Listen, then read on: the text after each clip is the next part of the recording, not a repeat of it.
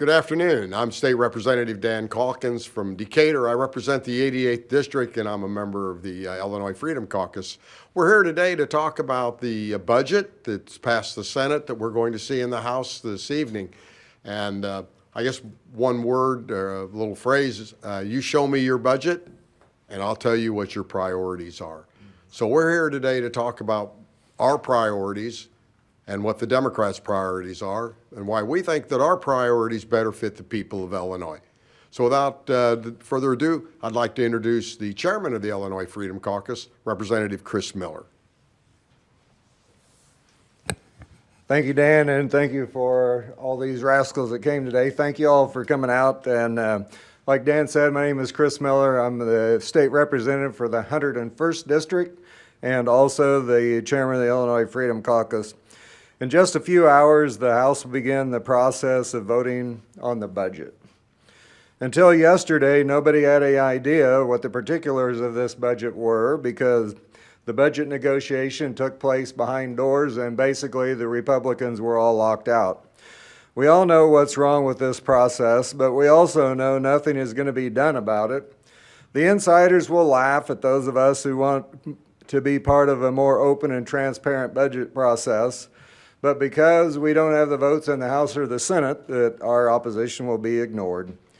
But is this process really in the best interest of the people of the state of Illinois? And we all know the answer to that is a resounding no. The money being allocated in this budget does not belong to J.B. Pritzker, Chris Welsh, or even Don Harmon. The money being spent belongs to we the people. The question is, are we really acting in the best interest of the citizens in this budget process? We're talking about spending $50.6 billion of taxpayer money. Shouldn't we have more time to consider what is exactly in the budget? Wow, we have more than an hour this year, most likely, to discover what's in the budget, which will be a slight improvement over the budgets of the past. But we have been in session since January. We had the budget address in February.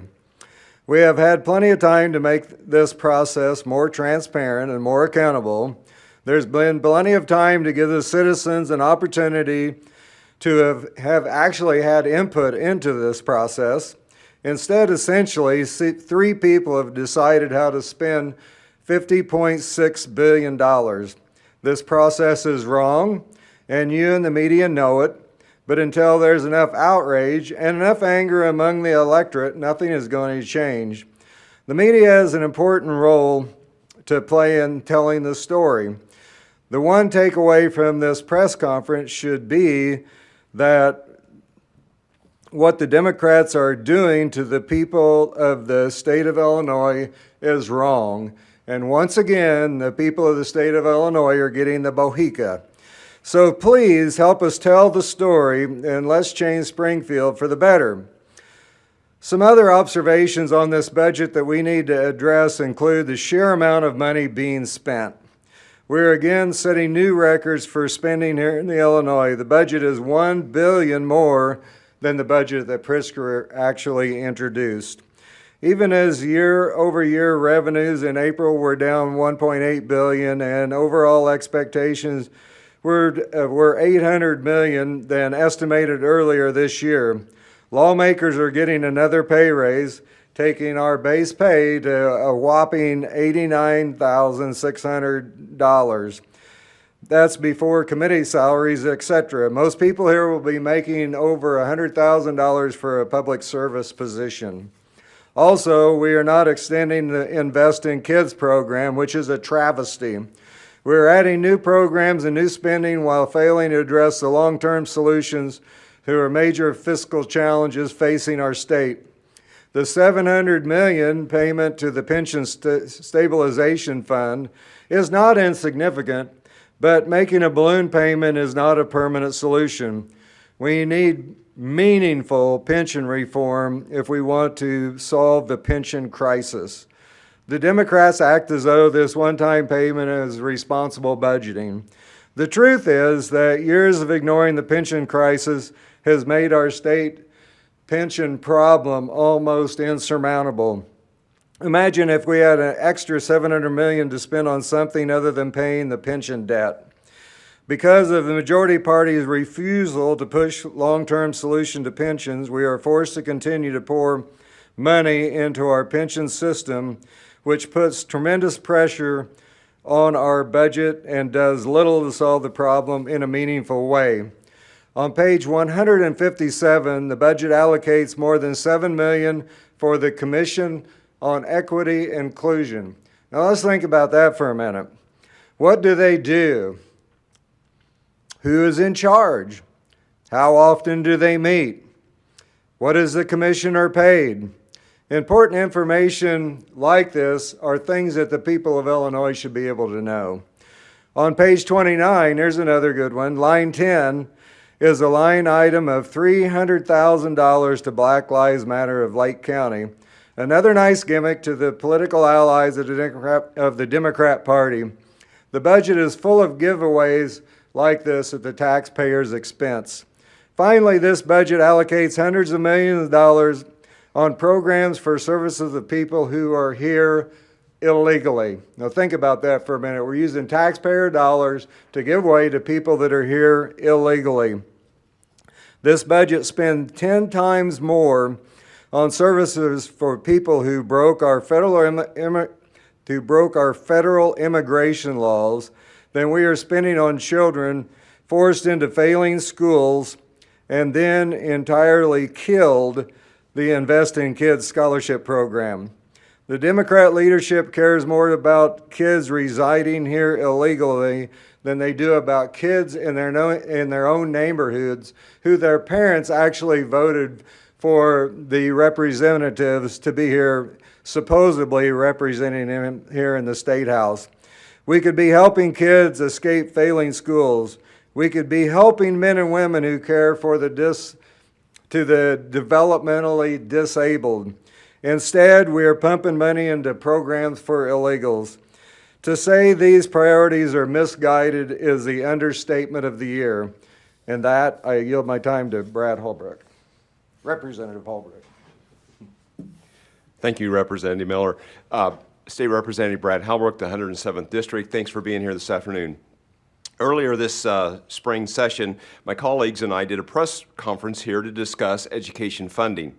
During this press conference, we highlighted all of the efforts of previous governors to highlight early education. Every governor from George Ryan to J.B. Pritzker has made early childhood education a priority. And yet, here we are again, creating yet another early childhood education program. None of us up here have any issue with spending $250 million on an education program, but we cannot ignore the policies and past precedents when considering the new programs and the new initiatives. The assumption is that the spending more money is going to create better results, but this is not the reality of our education system.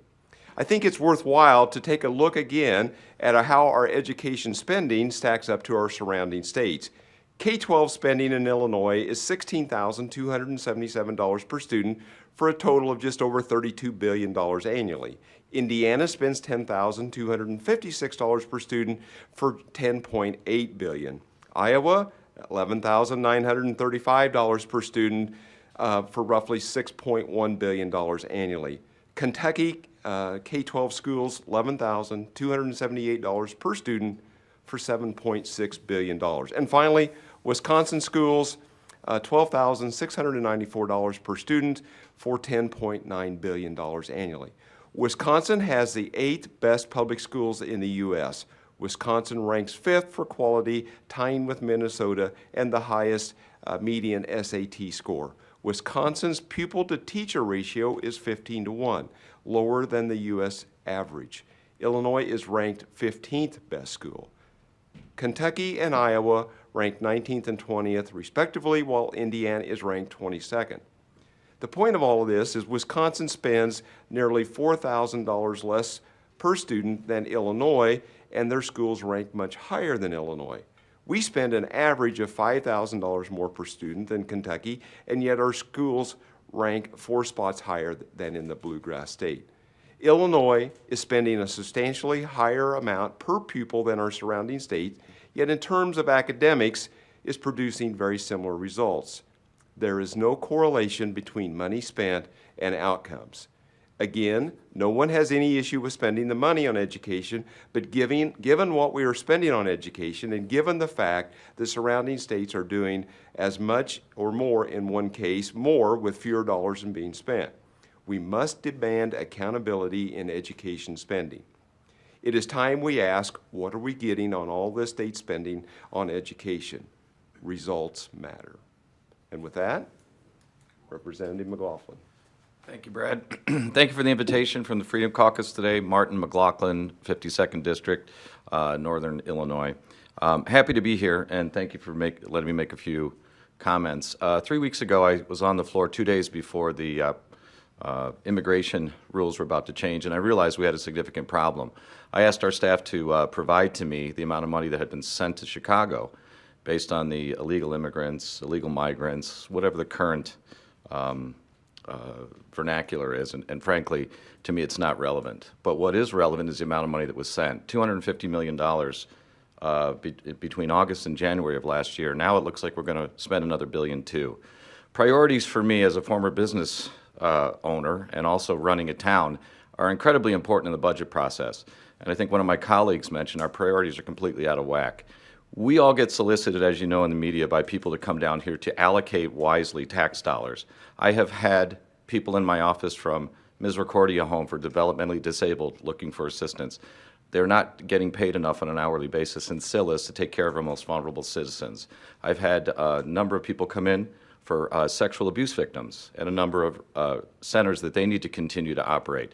There wasn't enough money in the budget to do that. And finally, I'm fortunate to be on the Illinois Kidney Foundation, where black and brown communities are being underserved. In all three of those instances, I would like to say to them and look them in the eye and say, absolutely, we're allocating our budget properly in Illinois. But instead, we find out in the late hours of last night that we're going to send $1.2 billion or more to non-citizens from the state of Illinois. To me, that is a malfeasance of executive authority at a level that I can't understand. I can't understand it as a former mayor who ran an actual balanced budget for 8 years, reducing spending. To me, it is something that the citizens of the state need to know about. They need to be aware of it, and they need to hold their representatives accountable for this fiscal malfeasance. So I want to thank the Freedom Caucus for being here today, and I want to hand this off now to Representative Wilhauer. Thank you. Thanks, Marty. You look good up here. Appreciate you guys being here. Appreciate these other guys speaking here. I want to talk a little bit more about education. That's a big priority for me in Springfield. I'm the minority spokesperson on the K through 12 Education Appropriations Committee. Obviously, education is a big part of the budget. It should be a big part of the budget. We talk a lot about education funding and spending money on education. We talk a lot about how we're underfunding education, but I think it's important to note that we're spending more money on public government education in this state than what we have ever spent. And as Representative Halbrook alluded to, we're spending a lot more per pupil than pretty much every state around here. So we pour money into this education system consistently in this state. And although we do all that, since we've done this education funding formula, this substantially increased our level of spending, the proficiency results in reading and math have gone down. Now we can talk about the factors, why that has happened. Sure, COVID had some to do with it, but that trajectory was already there.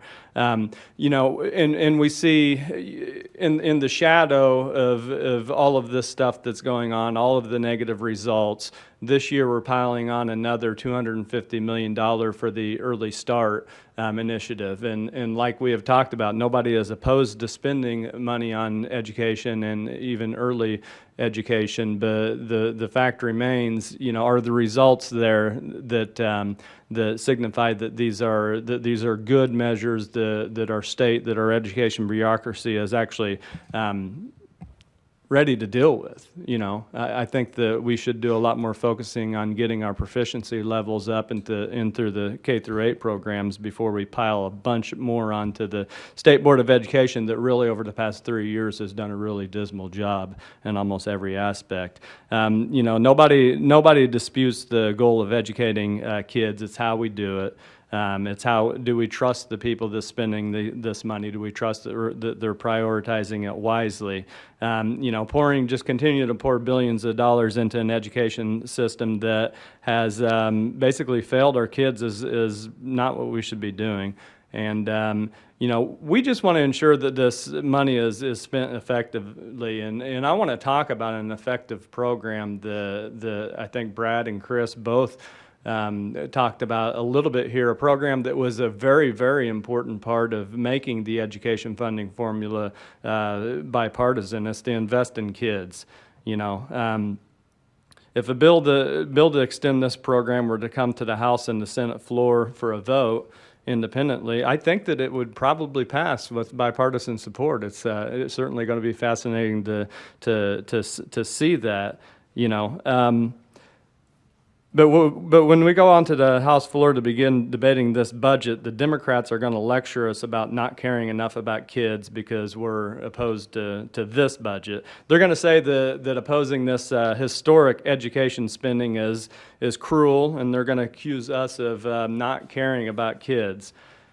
But it's because we care about kids, because we actually care about not just money in education, but outcomes in education, something that's hardly ever talked about here. That's why we oppose this budget. It's a big reason why, among other things. Spending money for the sake of spending money is not a real education plan. And gifting these special interest groups everything they want is not a real solution to the education needs of this state. If we really cared about kids in this state, if we really cared about outcomes, if we really cared about kids that are underprivileged in a lot of ways out of no fault of our own, we'd extend this program because this program is effective. There's 9,700 students that are receiving scholarships in the 2022-2023 school year, and there are 22,000 kids that are on a waiting list for this program. To me, that screams that this is an effective, credible program that people in communities all over our state support. 22,000 kids. This program is a success, so you know, when programs like this are a success and they get outside the bounds of the education bureaucracy, outside the bounds of the powerful special interest bureaucracy, it's a threat to those folks. And when there's a threat, they have to get rid of it. And, you know, I don't want to mince words on this. I'm not known for mincing words in this place too much. This one and only reason that this program is not getting extended tomorrow morning in the budget is because the teachers union. The Illinois Education Association does not want it, okay? They don't want it. They're putting pressure on members of both parties to oppose it, and that's the only reason. So we're literally denying people the ability to make a real difference in education of kids to protect the interest of a teachers union and, frankly, the campaign donations that they make in this state. If we've seen anything over the past 3 years, these special interest groups have done everything but put the kids as the number one priority in this state. The Invest in Kids program cannot be allowed to exist because it exposes the failures of our education system and the failures of the teachers' unions that drive it. When families are given a choice, oftentimes, especially in the underprivileged areas, they choose to send their kids to schools that aren't the failing government schools. In a lot of cases, it's a no-brainer. But instead of helping kids get a good education and escape failing schools, we're doubling down on failed policies, and our kids and our next generation are really facing the brunt of it. We're the only state in the nation that's going backwards on this stuff. And like these guys said, it's time to demand accountability in how we spend money, and we need to prioritize kids, not the special interests, like we do every day in this state, not just on education, but pretty much on everything else. But with that, we'll take some questions. Well, first thing that was said in this news conference was, show me your budget and I'll tell you your priorities. And last night, one of the Democrats, whose leader Sims, said, Republicans, where's your budget? and that may be said tonight. So where's your budget? Sure, I think we've outlined the things that are important to us. You know, if we get to a point where we're more than 40 members in this body, we would have the ability to do the budget. But I think that's a legitimate question. You know, we do need to do a better job as a party of laying out our priorities, being strong on things like putting parents back in charge of education. I think we can get more than 40 members, and we can have that discussion. Yes, but nothing's stopping the 40 of you from saying, well, this is the budget, we're introducing it as a bill, and why don't you compare it to what you guys have put together? I mean an actual budget bill, you could introduce it. Sure, I mean, go ahead. yeah. Lloyd. So we've tried to do that through the appropriations hearing process, the working groups. We've tried to talk about the priorities. You know, they've got a framework to start in, so we try to talk back and forth. But 2-3 weeks ago, all of those working groups were shut down. The one group that I was a part of, General Services, stayed on a little bit longer than the other 4 in the House, but ultimately they were shut down. So when it gets down to the final hour, we don't get invited in, or they shut it down. So it's difficult to work through those things, talk about priorities when we're not invited or they're just completely shut down. Starting July 1st, are taxpayers going to be paying more taxes or less taxes? I'm thinking gas, groceries, drugs. Oh, much more. Well, all of the gimmicks have run out. I mean, you know, the grocery tax, we'll get another gas tax increase July 1st. There'll be the second one this year, January 1st, and now another one in July 1st. So people of Illinois are going to pay more in taxes. That's a given. What we're waiting for I think the other shoe to drop, because there's no way that our state income is going to be able to sustain this budget or this increase, you know, with the trajectory that we're on. What was it, $36 million when we first started? Now it's $50 million, $38 million to 50? What? We said million, it was with a B. Billion, I'm sorry, billion. People can't put their arms around a billion, let alone 38 million. But yeah, it was $38 billion, and now it's $51 billion in 5 years, 5 budgets. This is a trajectory that we cannot support. Illinois, we talked about this here. Our income, our revenue, April, when everybody pays their taxes, April 15th, they add it all up and they say, how much are we doing? We were down over $1 billion in collected revenue. Why? Because the previous year and the year before that, Illinois' economy was all about unemployment, enhanced unemployment benefits, people getting unemployment for not working, PPP, all of the federal programs, all of the federal money that flowed in, billions and billions of dollars that flowed into this state. It stimulated our economy. It's gone. You can't build an economy on unemployment. We said it at the time. Our economy does not support a $51 billion budget. That is their estimate. We said $1 billion for the illegal aliens and their health care program. Who do you believe? What was the original estimate? 200 and some million. Now it's $1 billion? Do you really think that that's a logical number when you look at the influx of people into this state from the border? And we just gave the governor last night the unfettered ability to declare it a disaster and spend whatever he wants. And this is a program that he's going to spend money on. So we're going to see $500 million in this budget for this program for, you know, healthcare for illegal aliens. That's a half a year. That's a half a year. They know it's $1 billion. I think they know it's a heck of a lot more than $1 billion. This budget is going to bust us back to where we were when we couldn't pay our bills. We couldn't make our payments. We're headed right back to where we were 5 years ago.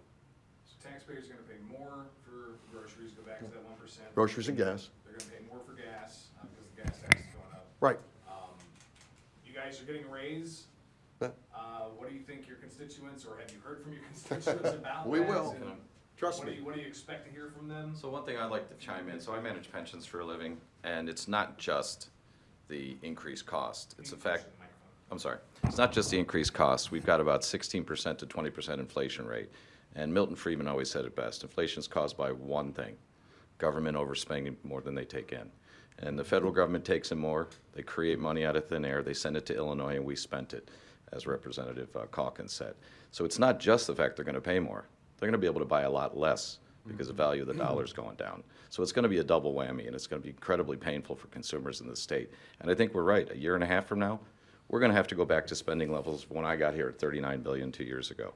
And if we can't figure out as a group, working together, that that's where we're going to need to go, we're going to go right back to the taxpayers with all kinds of gimmicks, progressive taxes, financial taxes in Chicago that the new mayor's talking about.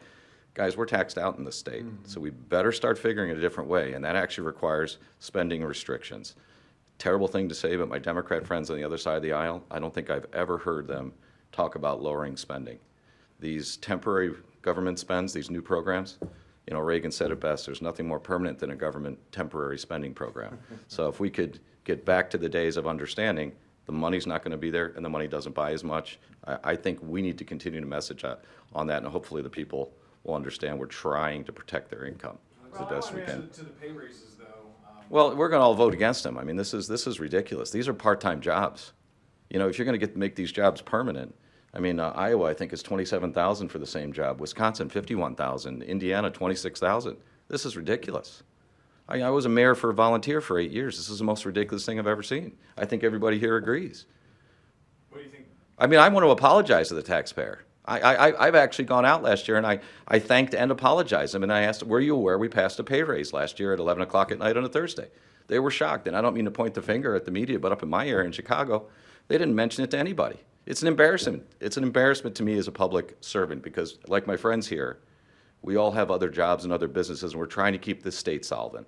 So it is actually an embarrassment to have this done again. It'll be done, what, at 1 or 2 in the morning tonight? Let's do it at 4 o'clock right before your news cycle. You know, that would be refreshing for me. 26,000, 0, 50, you know, if I'm a lawmaker, I think, wow, 90,000, that is too much as a base salary. So, I give it away. that was my question. I give mine, I have since I got here. I don't keep it. I take it. I pay taxes on it because I don't want to leave it here. And I don't want to leave it here because I don't like how they spend it. So I give it away the way I want to give it away. What would you advise the Republican caucus to do? Vote no. And give it away like you do? Everyone has to make their own decision. Everyone has to make their own decision. I did it because this isn't a job, and I didn't want to get hooked on it. You know, this is what happens when you get a big pay raise. All of a sudden, your standard of living changes, and then you have to stay here for 20 years to get a pension and to pay your bills. I hope that my example, you know, will, lead other people to think more carefully. We don't take pensions. Pension system is broken. How can you advocate to reform the pension system when you're part of it? This is a problem. Lead by example. This is what we're doing. We are leading by example. Please help us get our message out. Curious to hear your thoughts about Senate Republicans being able to be at the table up until the very last moment. Many of the Senate Republicans thanked their Democratic colleagues for allowing that for the first time to finally have that happen. I know that this wasn't the same for House Democrats and House Republicans, but I'm curious to see what your thoughts are. The fact that things are changing a bit in terms of the Senate. Obviously, Senate Republicans didn't vote for this budget, but something is changing over there and more bipartisan manner than what's happened here in the House. Leadership. Not, in the House. Different. Obviously, it's good that they were at the table. Good to, at the table in Springfield. I don't know exactly what that means. I'm sure that they weren't in the smoke-filled rooms that were actually making the big decisions. But at the end of the day, they didn't really get any of their priorities that I could see there. So it's good. It's a good first step.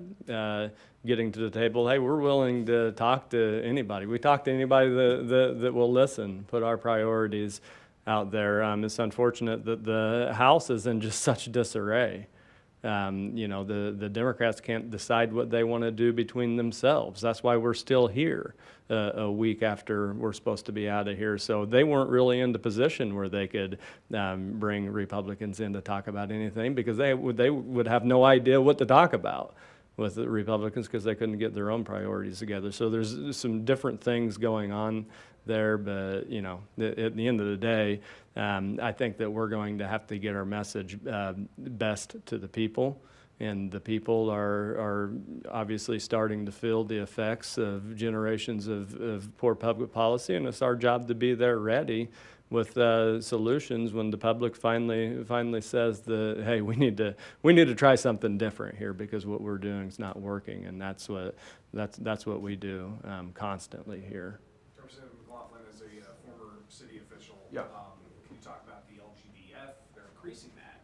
Yeah, I don't know if you heard my, I came down here 10 years ago and was looked in the eye as a mayor and told, absolutely, we're going to increase it. And then, of course, it never did. And then last year, to great fanfare, we went from, 6.06 to 6.16, and 10% was the number. I spoke on the fact that most of that for smaller communities that I was mayor in goes directly into the pension obligation for police and fire pension.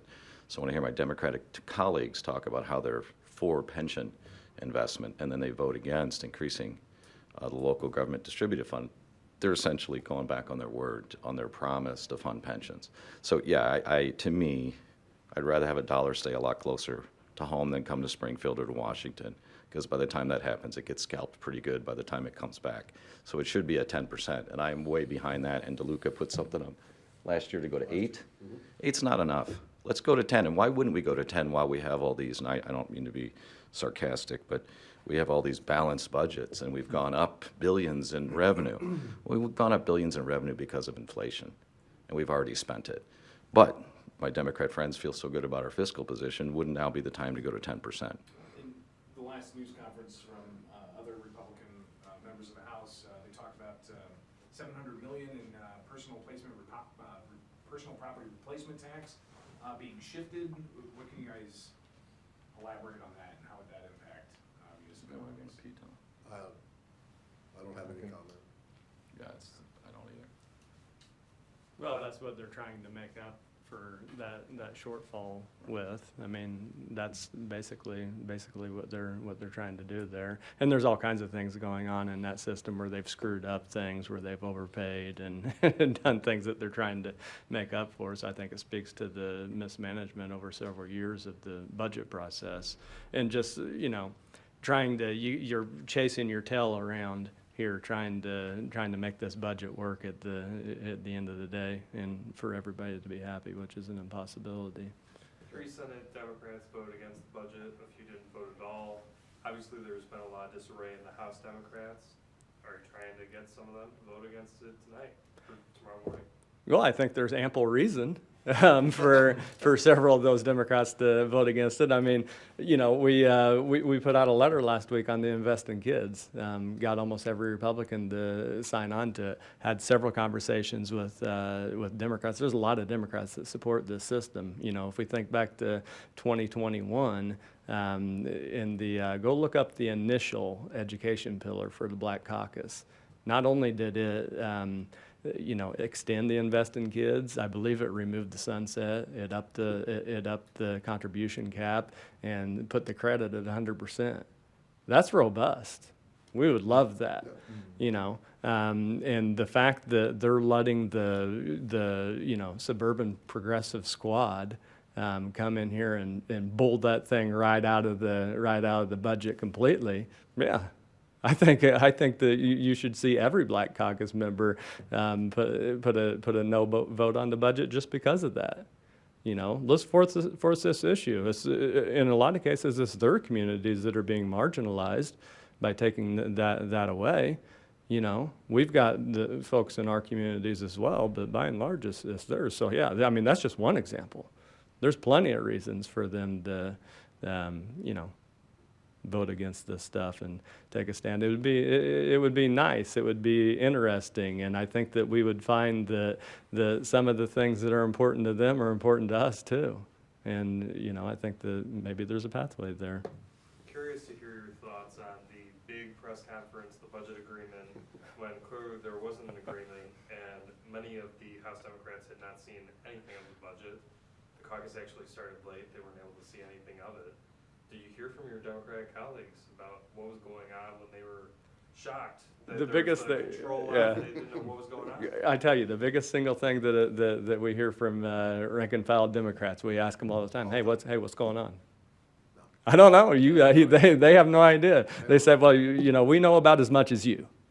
That's poor leadership from the governor on down. That's a lack of transparency. That's doing everything the wrong way. That's why we get the corruption and the bad public policy. That's why the special interest groups have more power than a rank and file, elected official around here, because that's the way they do business. These Democrats always like to talk, the leadership always likes to talk about it's a new day. We're doing things different. No, they're not. They're doing things the exact same way. Rank and file members get marginalized, and when you're marginalizing your rank and file members, you're marginalizing the vast majority of the state of Illinois, and you get the bad policy that we've consistently got. We need to move on. Thanks, guys. Thank you. Appreciate it. Folks.